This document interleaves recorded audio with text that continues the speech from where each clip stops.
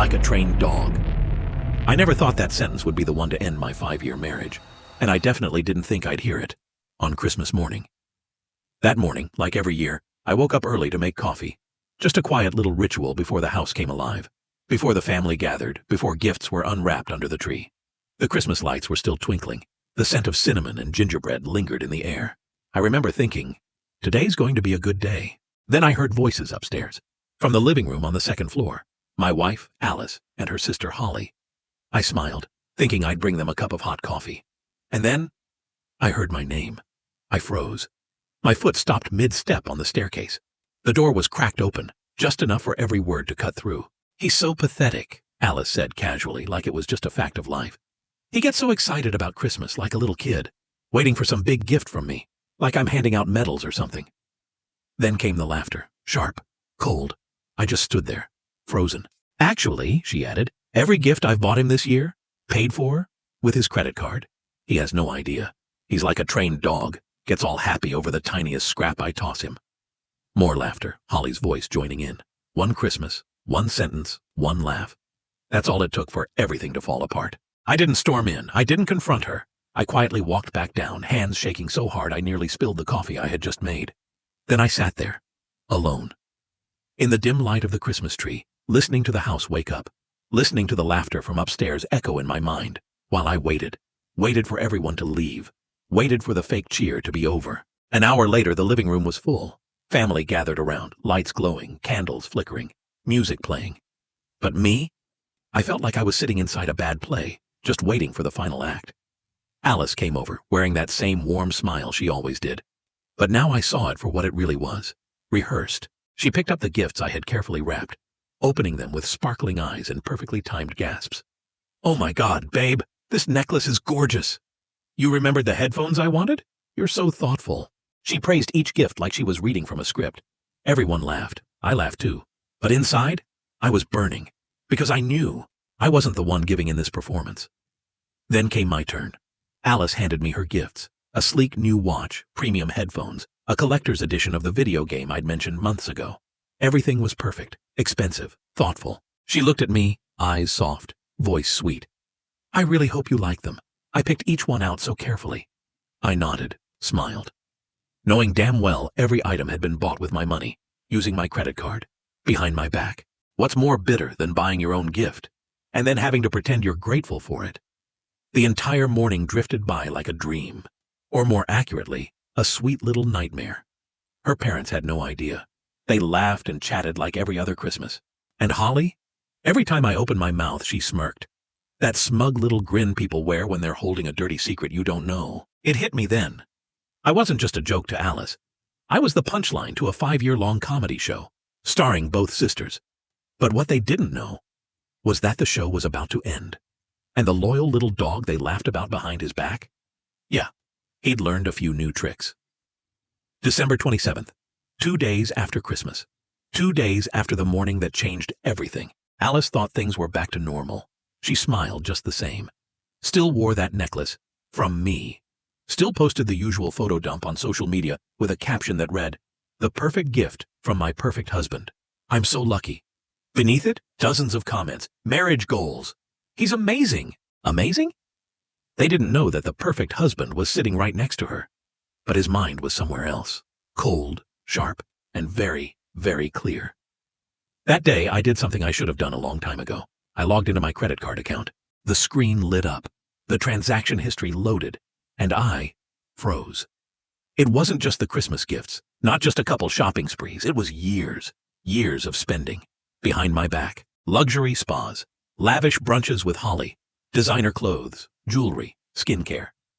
She'd been withdrawing cash, opened up new cards, joint accounts I never even knew existed. She'd even dipped into our savings, money I'd scraped together for a future I thought we were building together. An anniversary trip, a down payment, maybe even a child. I stared at the screen like it was written in fire.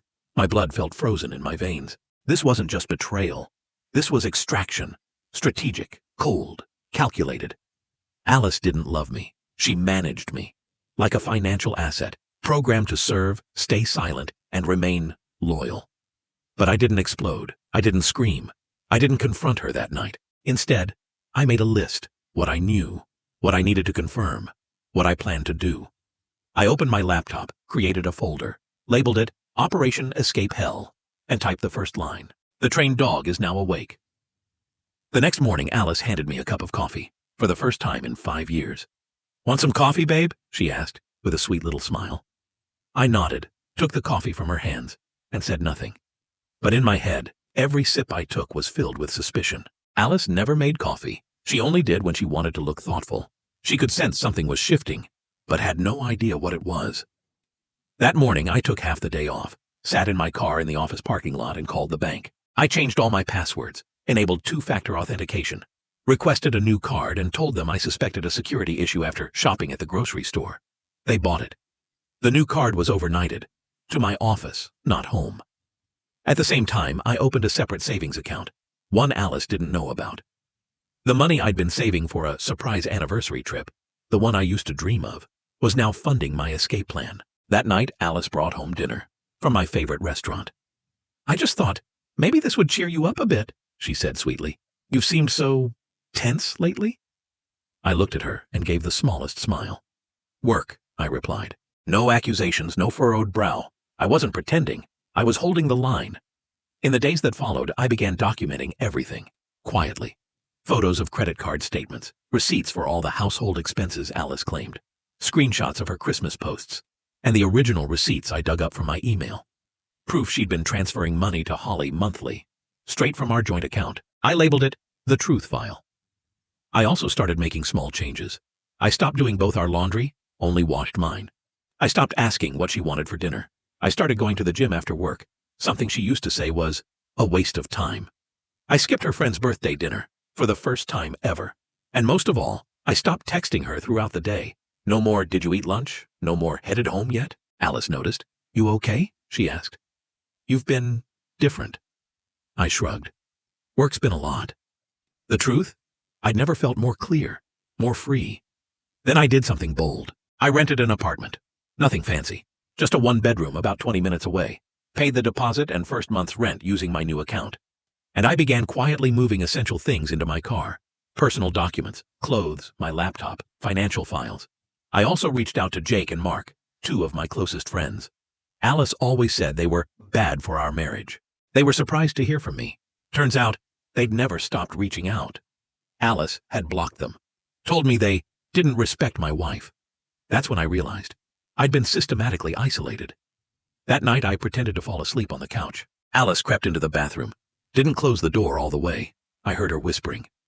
He's acting so different, Holly. Quiet, cold. I think he suspects something. Holly's voice crackled from the speaker. You're just being paranoid. He's too clueless to figure anything out. I smirked in the dark. This time, they were wrong. Friday morning. It looked like any other day, but to me, it was Freedom Day. The day I stepped out of the shadows of 5 years of subtle, sugar-coated abuse. Alice was up early, packing her overnight bag. She was headed to Holly's for the weekend. She thought I'd be at home, waiting like the loyal little dog she believed she had, obedient and grateful for her presence in my life. I'm gonna miss you, she said, smiling. I smiled back. So will I. The car door shut. She drove off. I stood on the porch, still, waiting, until her car disappeared around the corner. Then I moved. 30 minutes later, a moving truck pulled into the driveway. I didn't waste a second. Every item I packed had purpose. Electronics, my laptop, books, kitchenware I paid for, clothes, personal documents.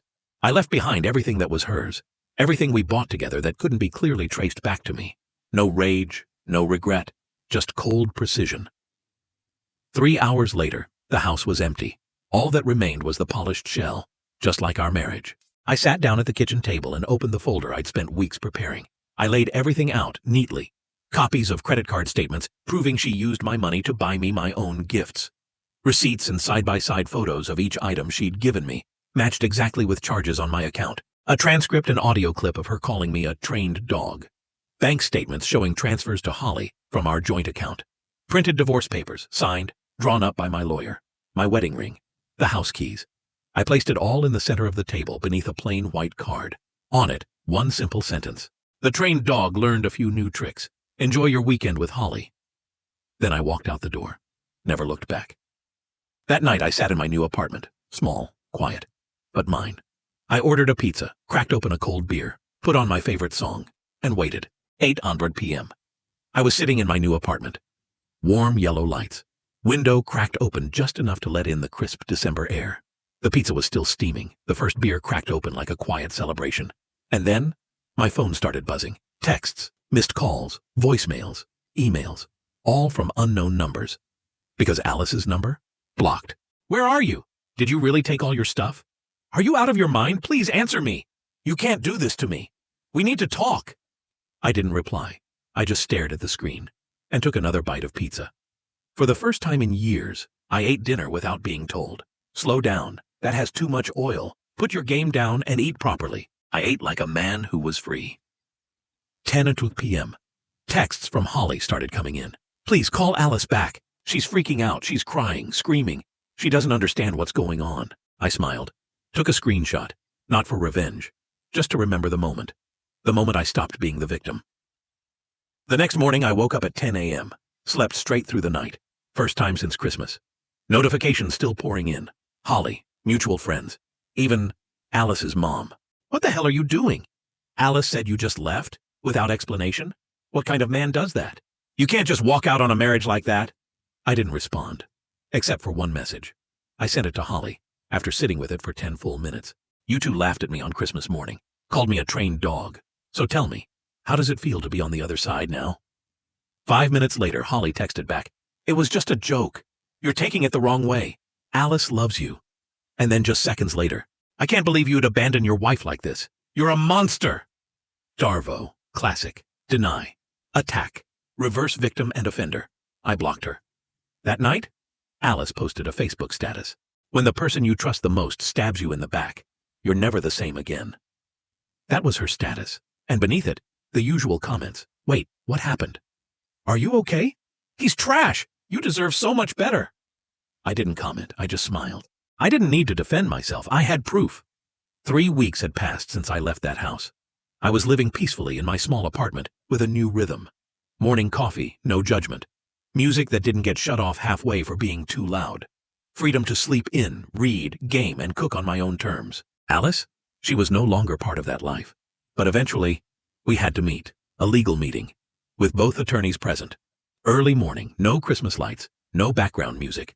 Just cold facts, legal documents, and 2 people who had stepped out from the shadows of a pretend marriage. When I walked in, Alice was already there. She looked up. Dark circles under her eyes. Hair thrown into a messy bun. No perfect makeup.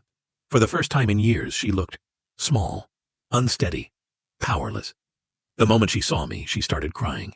I don't understand. I don't know why you left me like that. She stood as if to come closer, but her lawyer gently held up a hand. This wasn't the place for performances. This was the place where futures got signed away. My attorney calmly opened the file folder in front of him. In light of the circumstances, we're proposing a 50-50 split of the house proceeds, he said. All other assets will be divided based on documented ownership. No spousal support, no additional claims. Alice's lawyer, a tired-looking man who'd clearly seen too many losing battles, tried to push back. My client is requesting to keep the house and temporary financial support post-divorce. I didn't flinch. I didn't speak. My lawyer simply slid a thick binder across the table. Here's a full breakdown of the last 5 years, he said. Unauthorized withdrawals, credit cards opened without consent, transfers to a third party, her sister, and a transcript of a certain Christmas morning conversation. Silence. Only the sound of paper rustling as Alice flipped through the pages, each one peeling back the layers she'd tried so hard to hide behind. Her face went pale, eyes unfocused. You tracked me? She stammered, voice shaking, equal parts panic and disbelief, and I spoke. For the first time in that meeting, I said, no, I listened. After years of being blindfolded, manipulated, I finally just opened my eyes. Alice's lawyer asked for a short break. Both sides stepped out of the conference room. When they returned, everything had changed. Alice no longer asked for the house, no spousal support, no demands, just silence. By the end of the meeting, I stepped out into the parking lot, the winter wind cutting across my face. And then, I heard footsteps rushing behind me. It was Alice. No mascara. Eyes puffy and red. She grabbed my hand, voice trembling.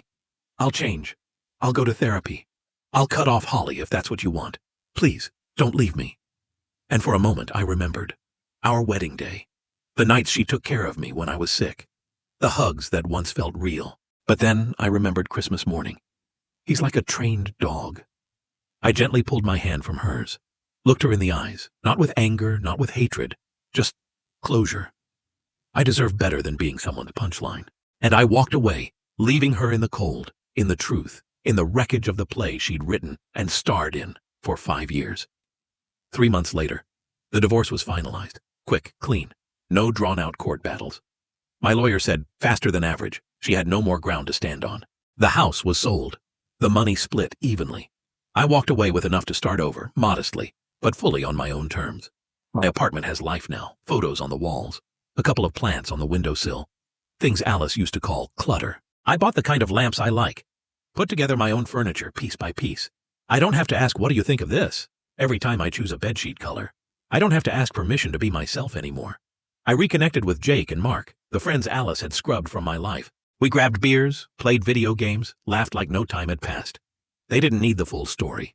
They just said, "Man, we're glad you made it out." I enrolled in a cooking class, something Alice used to mock. You? You can't even boil noodles without burning them. Turns out, I'm not half bad. I cooked myself dinner, not to impress anyone, just to take care of myself. At night I play a podcast, or just music. No one interrupts, no one asking, what genre even is this? I live simply, but everything is clean, my space and my mind. Alice? She's no longer in either one. The last thing I heard? She's still living with Holly. The perfect alliance is starting to crack. Holly's boyfriend? Gone?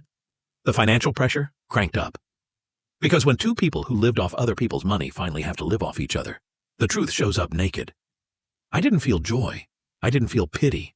I just stayed silent. Sometimes, on quiet nights, I still remember that Christmas morning. Still hear her voice echoing in my mind. He's like a trained dog.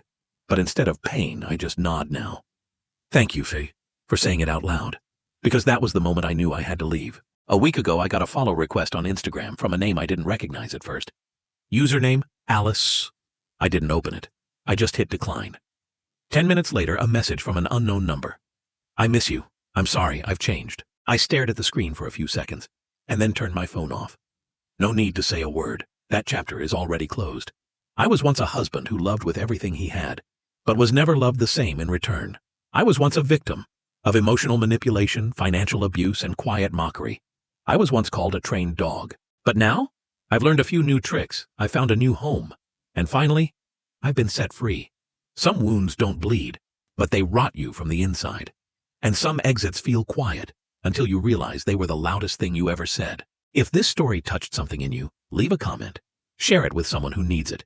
Hit that subscribe button to help more real, raw stories reach the people who need to hear them. Because we all deserve a kind of love we never have to beg for. Thank you for listening to my story.